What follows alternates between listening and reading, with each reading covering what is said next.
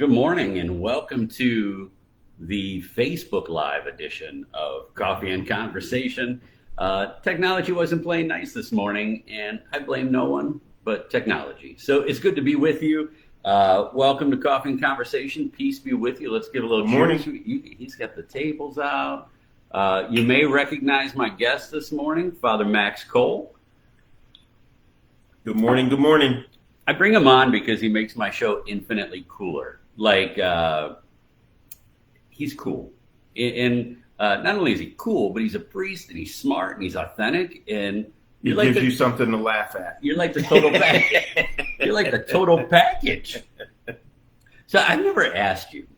First of all, if you're joining us, welcome. We're going to talk about things and you'll like them. Now, actually, today we're going to talk about what it means for us to really kind of look inside to examine our conscience. We've talked a lot this week about greatness and praying to love and looking out at what we're capable of doing. And so today I want to talk a little bit about looking inward, and we'll have some great insights on that. But a lot of people don't know what are some of your favorite hobbies besides service. He's like, I like to serve people. Yeah. I like doing things outdoors, and I like doing things with my hands. You fish? I fish. I hunt. I work in the garden. I chop wood. If it's outside, I like it. I'm a camper. Just outside. Outdoors. Yeah. What? So you fish? Like, what would be your ideal fishing day? Like, would you rather stand on a bank casting? Would you like to be in the middle of the lake on a boat? I think it would be a mixture of both. Yeah. Most of my fishing is from the bank. Hopefully I don't fall in the water, because that has happened a couple of times. But it's not too often that I get in a boat to go fishing. Yeah. Me neither. I don't have that luxury right now. So the other day I went, 2 weeks ago I went on retreat, and they had this 32-acre lake there. And I took my fishing pole that I got. Well, actually it's my son's. I got it like 10 years ago. Mm-hmm. So I took the little kit and I wanted to take it and go fishing. And then it dawned on me, if I catch something, I got to take it off the hook. And this became my conundrum. It had nothing to do with not knowing what to do, not knowing how to cast. I thought, there's no one here to take the fish off the hook. And I panicked. Then I thought maybe I could just cast and I won't catch anything. But then I said, my luck. And then what am I going to do? I was actually with somebody the other day, and he said that his dad caught a 24-inch in diameter turtle by the leg the other day. And when you catch them out where we live, you can't get your hands very close to them because they're snappers. Right?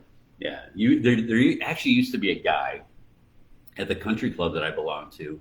His dad could take a piece of meat and he would hold it out, and that's what they would go after.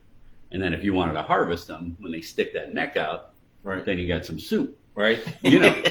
But hey, I'm not the outdoorsy guy, so I brought one on the show with me.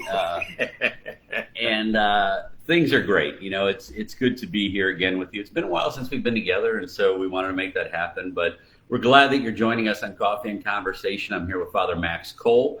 In case you're just joining us, peace be with you and welcome this morning. One of the things that has really hit me lately is as I'm working on some things that God has called me into, is really examining myself to make sure that I am hearing the voice of God, to make sure that I'm preparing myself to be open to what God is saying, and that the people that cross my path that may not understand me, that I'm able to be just and merciful and loving towards them. So when you talk about the examination of conscience as a whole with someone, what are some of the tips that you give them, or how do you explain to somebody who's never done it before? Like, how do you help them begin to examine their conscience? So I usually refer to examining our conscience to practicing for anything. You practice for an orchestra, baseball, whatever it is that you like to do. Mm-hmm. Even your fishing, you can practice. So examining your conscience is looking back at what you did for the day, for the past week, whatever, and finding the places where you didn't live a holy life. You failed to give your best in a situation.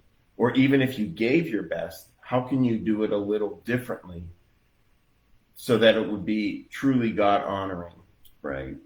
And when we practice our swing for baseball, we might go to a batting cage and take some swings at balls coming at us.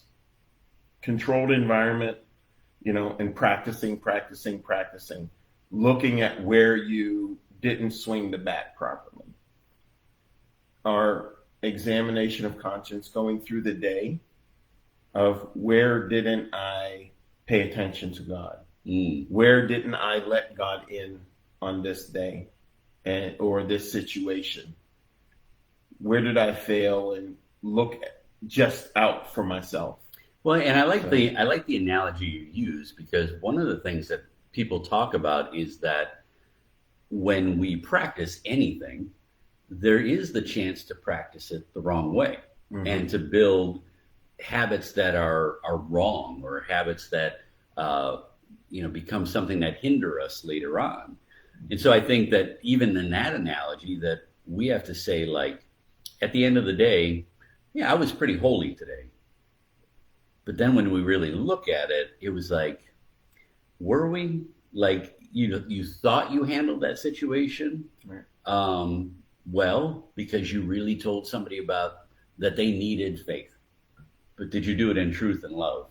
Right. Mm-hmm. And that stops you from then hurting a bunch of feelings and going out into the world and doing things to improperly represent who you want to be. Right. Yeah. So if you're just joining us, welcome to Coffee and Conversation. My question this morning for you then, based on that, is why do you think people have a hard time examining their conscience? You don't even have to talk in the first person if it's about you. You can say that you have a friend that you want to talk about. But anyway, that, what is it? I can tell you that people don't like to celebrate the sacrament of reconciliation, because they don't want to talk about what they did wrong. But when it's just us and God, and we're trying to examine our conscience and even get ready for that reconciliation, what is it that prevents us from doing it? Is it because we're constantly asking God for something, and so we don't leave room for that? Or is it just saying that, no, I'm pretty good and I don't need to have that conversation, which would kind of be an error in judgment if that was the case. And I think that I'm studying Ephesians right now. And one of the things that Paul says in chapter 4 is that it's okay to be angry with passion. So like, this is a good example. We get angry about injustice. Yes. And we can be angry with passion. But he also says at night, don't put your head on the pillow angry. Right. And so this is where we begin to say, well, what am I going to do about it? How am I going to change the situation? Or was anger really what I needed to stir up in order to make my point? Mm-hmm. So how do we begin to take our actions of the day and discern if we utilized our gifts the right way to react to different situations? I think that when we look at our actions for the day, even if we do it in the middle of the day, mm-hmm. what was our goal? Mm-hmm. What were we trying to attain at the time that our passion was involved? Okay. Was it something for the good of all, or was it something for the good of me? That's a big one. The greater good. Right. And when we look at where we put our passion, God gave it to us for a reason, to motivate us to do something, to do it well, to do it with all of our being, and to do it with the intention of giving our best. Mm-hmm. Passion is necessary to get us off the couch. So as we're doing whatever it is we're doing, if we're doing it with passion, with the right intention, Mm-hmm. then we will do it for God's good, for the good of the greater good of all. If we're doing it and it's because I don't like how you're doing something, then it may not fare so well. Right. So why we do what we're doing, using our passion, using the extra energy, like the adrenaline Mm-hmm. kicks in. That's what God gave us that for. Well, it's gossip and instantaneous passing on of news is what fuels our society. And I think that we have that choice as to what we do with this game of telephone that happens when somebody says, you know what I heard? And when you talk about the greater good, like I have people that complain to me and they think it's like they're coming to me in a ministry moment so that I can go on their side and we can pound our chest and talk about goodness. And they'll say, you know what I don't like? And then they'll tell me. And I'm like, why does that matter to you? Yeah. How does that affect? I know that you think that this is the root of all evil as to whatever it is you just said. And it usually has nothing to do with anything other than it's got them all fired up. I knew a guy the other day who was really mad at the protest because they canceled the air show. Now, like the air show's in like 3 months, but this consumed his whole day. Mm-hmm. And it ruined his whole day. And I said, you don't have any control over that. Right. So how are you acting, doing something that you control? But what he did was then he took it to the next guy. He took everybody that he met, heard about the fact that the air show was canceled. Mm-hmm. So now you've created a toxic environment for many people. Mm-hmm. And so now you're guilty of the sin. Now you're guilty of the sin, not because of the anger that you felt because of passion. Mm-hmm. What you did with it. Yeah, because now you pulled people in. Mm-hmm. And so the examination of our conscience gives us the ability to sit back and to settle in and to not say, you know what, rather than pulling other people into this mess, I'm going to lay it at the foot of the cross. And I'm going to say, Lord, I'm having trouble handling this right now. As they say in Alcoholics Anonymous, and you'll hear me say it again and again, pause, reflect, and choose. We have to do those three things. We have to pause, reflect, and choose. And this reflection aspect, again, at night, this can happen in the middle of our night. It doesn't have to be when there's action, but at night, we're going to take our pause, we're going to reflect on our day, and then we're going to choose what we do. So here's the hard part of it. I mean, not that this wasn't hard enough already. What do you do when you find out that you're wrong? And that you are wrong in a situation? It's Thursday night, you get home, you're like, oh my gosh, now I feel bad. How do people then begin to actively rectify it courageously? Or do they just let it go and they're like, all right, I'll try better next time. I know I hurt a bunch of people today, but I'm just going to leave it there. So you're having me reflect on something that happened with me just a few days ago.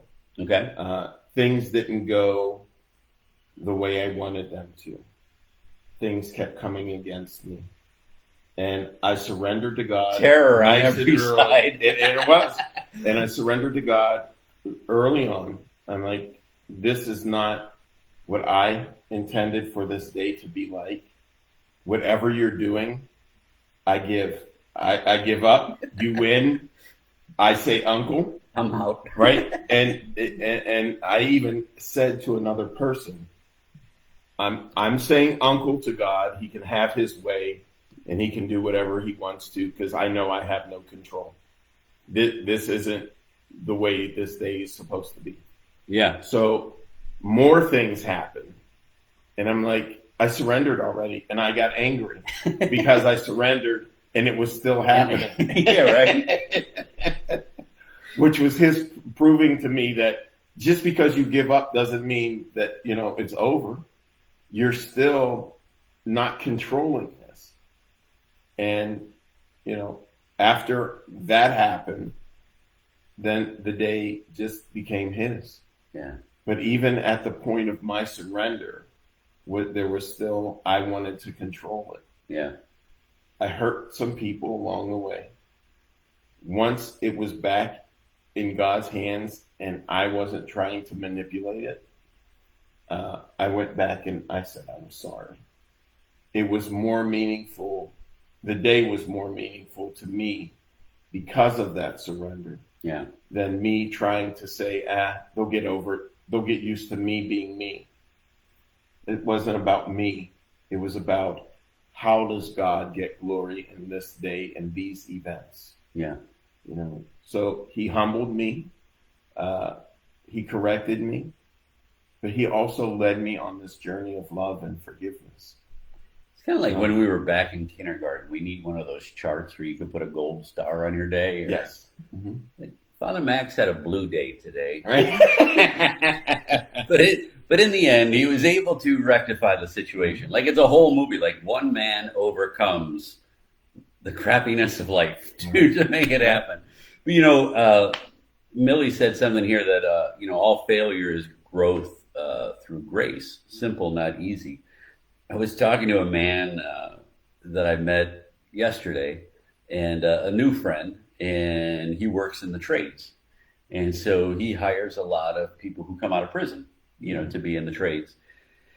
And he's very big on his faith. And he just said to the young man who was applying for the job, as they were talking, he said, I want you to know that I don't like cussing. I try to run a faith-filled environment here. And this guy said, well, you know what? I found this Jesus. I just found him in prison, and they put me in the hole for a couple of days, and the only thing they gave me was a Bible.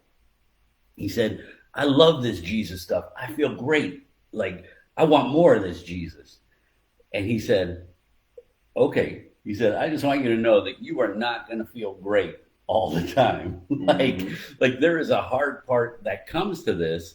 And I think that for ourselves, when there is personal growth, it's why we have all of these checkpoints to say, am I giving God all the glory because I really believe that? Or do I believe that if I portray that, it will come true? Mm-hmm. It's kind of like fake it till you make it. Right?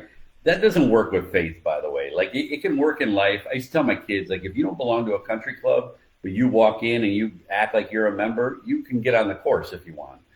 But don't do that. That's against the law. But in faith, we can't fake it because we're fooling ourselves, and it's a false relationship with God, because on the outside, the exterior, we're allowing ourselves to look holy and work to exude holiness. But on the inside, we know that God is not at the root of it. And so when we examine that conscience, it's almost like my trees look good in my yard, but they're starting to get a little stuff on the bark. I got to go to the roots and figure out what's wrong with them, because they don't talk. Right. I wish they did. It'd be easier. Like, I could just say to them, like, how you feeling? Right. But I have to go to the roots of it. And so that is with us. Like, and sometimes it isn't even passion that makes us angry or lash out. It's small, little, dumb things that make us. Then we need to really examine and find out what is the root that is causing that, the deep-seated root that you're angry about. Mm-hmm.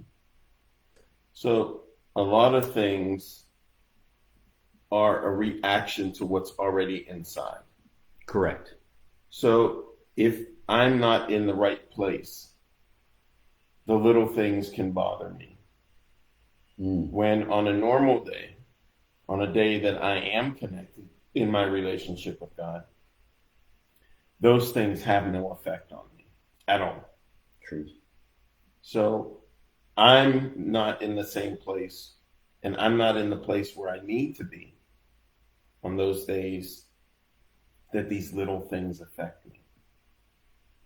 So sometimes I think that God is trying to recalibrate my relationship with Him to let me know that you're not where you need to be with me. That's why all these things bother you. They're not bothering me. They're not bothering anybody who's doing these little things. Yeah. That's all Father Max. He's the one that's not in the proper position To accept. when all these things happen. Well, it's kind of like marriage. Marriage, you really never have an argument about what's happening in the moment. You're having an argument about something that happened 2 weeks ago that you didn't address. And this is why men are so terrible at it, because our wife is upset about something we did 14 days ago and we didn't know she still remembered. And then it blows up into a full-fledged argument. Mm-hmm. And we did it and forgot about it. Not that that's ever happened to me.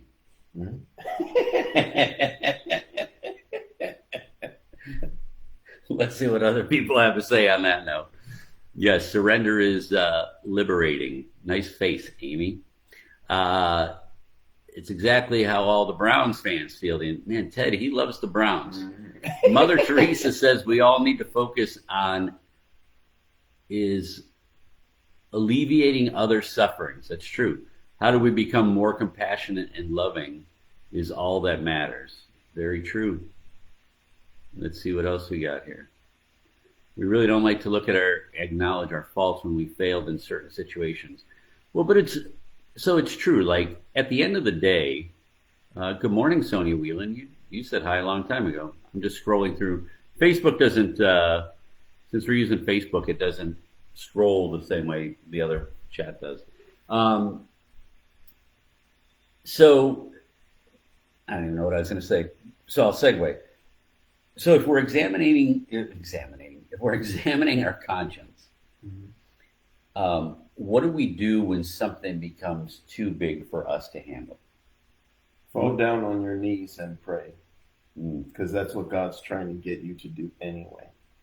That's a big phrase right now. I have to say that I have heard more people talking about getting on their knees in prayer than in the last 10 years of ministry.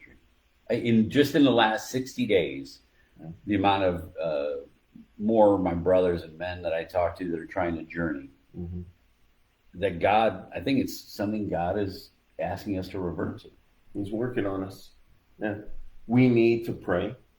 We've needed to pray from the very beginning.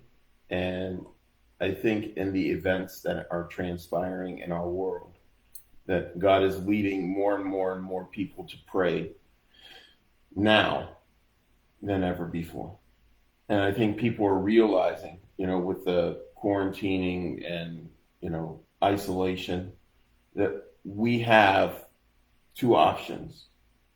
Either we can go nuts being in this little space by ourselves, or we can open up the universe and by letting God into our world and allowing him to take us to places we've never gone before. Which are amazing places. Amazing places, yes.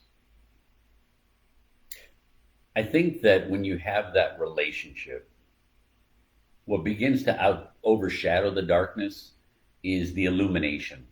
On Sunday, I talked about, I don't even know if it was on this show, but I talked about the illumination of what the blind man would see. It was such a blue day with green trees and everything is in full color.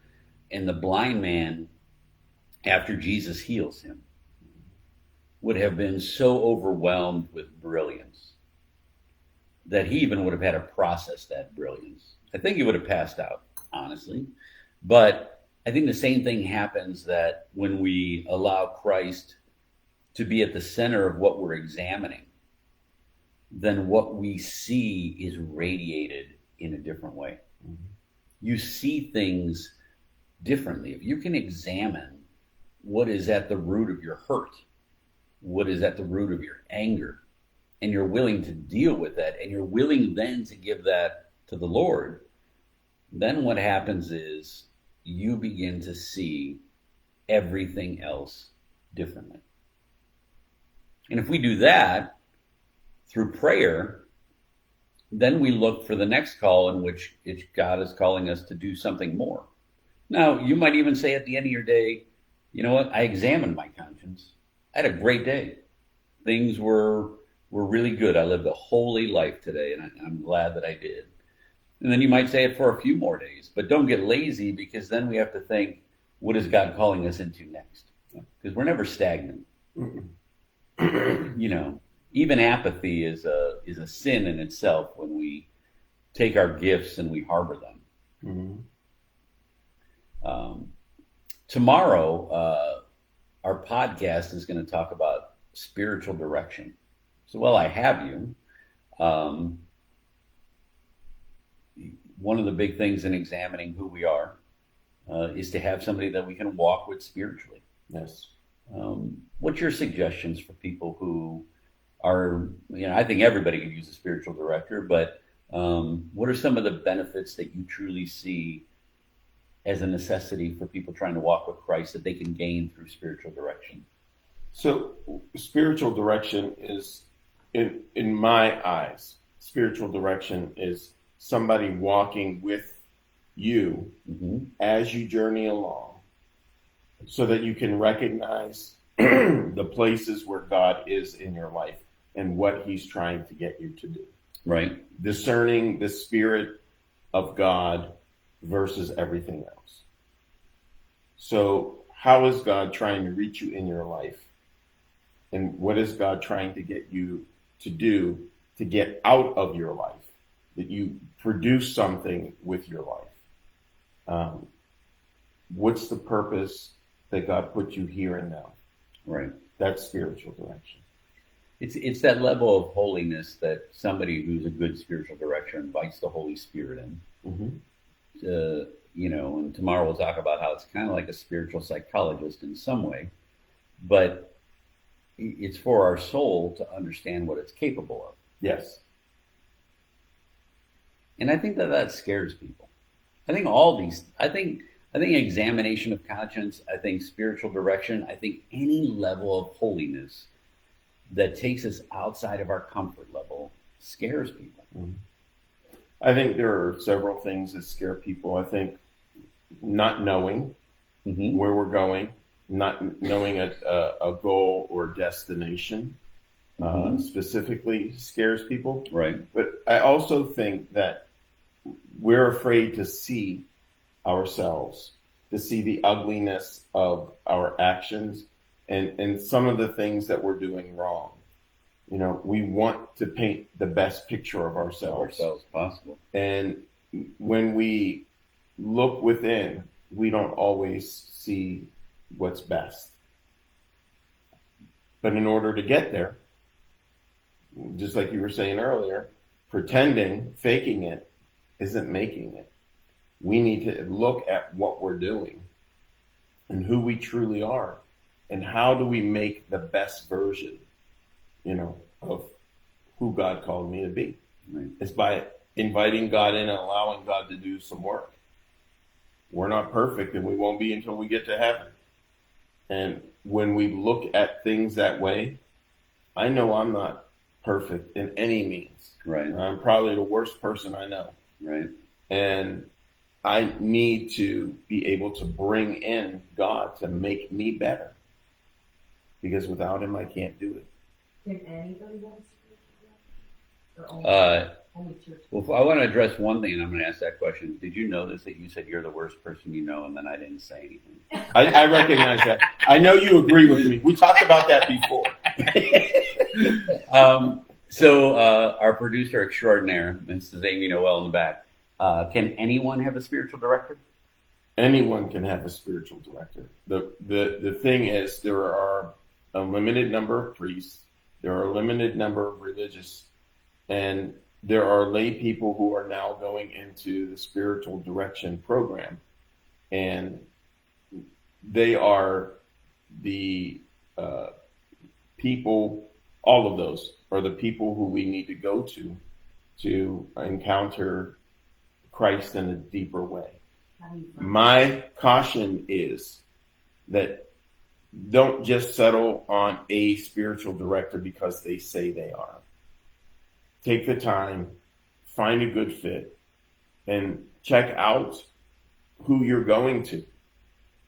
The worst thing to do is to have a spiritual director that doesn't mesh and you end up stagnant or in the wrong direction, being frustrated because there's the personality conflict or there's not something that is encouraging, leading you closer to Christ.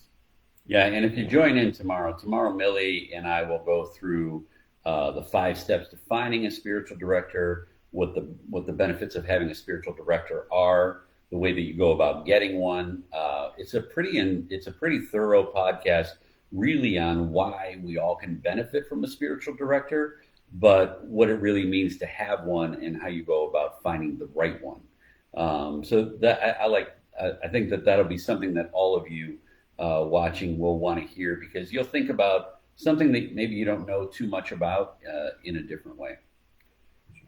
That was it. All right, so Psalm 4. This is what we're gonna go to here as we get ready to wind down.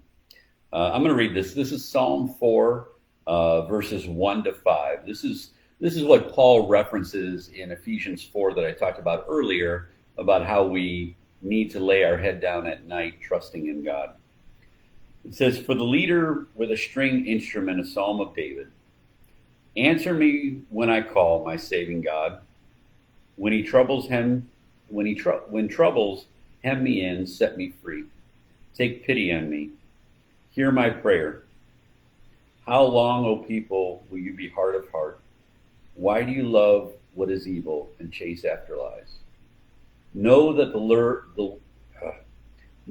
I do this for a living. Know that the Lord works wonders for his faithful one, and the Lord hears when I call out to him. Tremble and sin no more. Weep bitterly within your hearts, and cry upon your beds.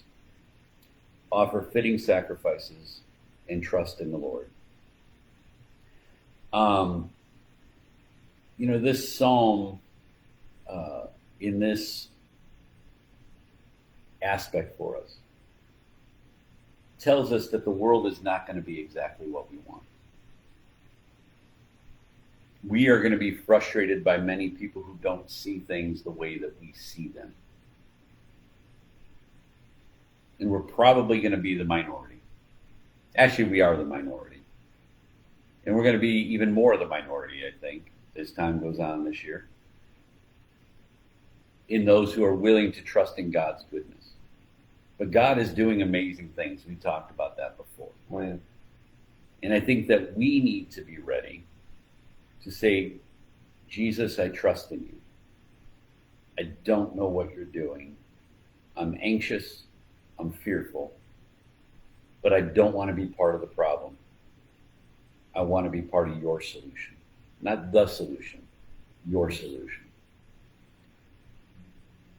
And so when we get to this point, kind of in our final wrap up, we've discussed the importance of examining our conscience. We talked about what we do and falling to our knees when we really need to pray about it. What is it that you think the last thing would be that people really need to do in order to take personal inventory about situations that exist in the world today, current events, and then how we utilize that to fuel our faith journey? know that God is up to something. So we have the Bible as the reference book for us to recognize God in our world. So there are many events that have happened where God intervened and things were changed. Things look gloom, and God did something, and he did it for his own glory. So we can look through the book of Judges, which give us the up and down of humanity and the relationship with God, how he used certain people to affect the lives of everyone in Israel. One of the famous ones in there is Samson. So the super strong man with the long, beautiful hair, that he was used by God to set the Israelites free. God wants to use us as strong men and women of faith to set people free, free from sin. Amen. But if we don't have that relationship with God, if we can't direct people to where He is at, then where are we going to lead them to? Mm. So us being the best version of ourselves, we who are following, trying to be holy, we can lead others to Christ when we ourselves are journeying toward Him. If we are not, then we too will lose our way. And I think that's probably the greatest summary that I can think of when you examine your conscience and you think about your day. Where is it that I led others to? And where is it that we're responsible to each other? We're not just responsible for who we are, but we are all brothers and sisters leading each other home. And so we have that responsibility that our actions, our thoughts, the way in which we handle situations, someone is always watching. And so where are we leading others to? And I don't mean that just in the standpoint of how did you interact with people you know? Because if you have done something that hurts another person, the trickle effect that causes can be greater than you'll ever know, because now you've pushed the button of another person and led them further away from Christ, who then argues with his wife, who then leads a friend further away from Christ. And this trickle effect of one instance of letting ourselves slip into the evil one's grasp for a moment can have great effect. So you had mentioned examining your conscience in the middle of the day. I'm all for it. The Ignatian spirituality way tells us that we need to pray over our calendars. We need to think about them in the morning. We need to look back at them at the end of the day, and we need to pray for tomorrow. But I like that. So my advice to you today is, let's not wait till the evening to examine our conscience. Let's do it at maybe 2, 3 o'clock. Let's use that 3 o'clock hour. Let's just think about how our day has gone so far, rectify what we need to rectify, so that we can go to bed with a clear mind and lay our head on the pillow at night, offering ourselves completely to God. So I have one thing I want to add. In our examination, we should also look to where we need to give thanks. Did we offer gratitude to the people who stepped in to make our day better, to make us more holy? Because those people need to be thanked that stepped in and said, hey, are you okay? Or stepped in and said something to us. You're having a bad day. I can see. Yeah. You know, the brothers and sisters that God puts into our lives to help us, because we don't journey alone. Right. The whole reason for the journey of life is so that we understand relationship. So relationship isn't just how did I do my day and how did it come out, but how did I interact and who did God send to me to help me along the way? Right. Those people also need to be encouraged to keep doing what they're doing, to let them know that they were a friend, you know, that they supported the work of God and what they did. Yeah. So there's 4 aspects of prayer. I mean, those 4 aspects of prayer are petition and thanksgiving. And, each one gives us the ability to recognize something different in our lives. And I will say to you, in your humanness, it's okay even if at the end of the day you say, you know what, the world won today, but I'm laying it at the feet and tomorrow's a new one. Mm-hmm. I have days that as holy as I strive to be, I just stink at it. And it's just bigger than me.